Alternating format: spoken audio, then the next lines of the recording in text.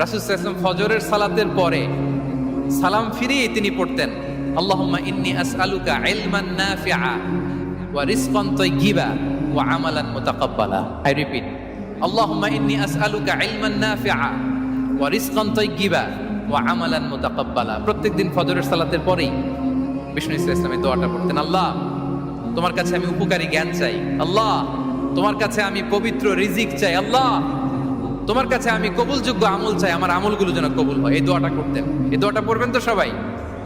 বিষ্ণু ইসলাম নিজে পড়তেন সকালবেলা, একেবারে দিনের শুরুতেই রিজিকের বরকতের জন্য দোয়া করে তিনি ওনার ডে স্টার্ট করতেন।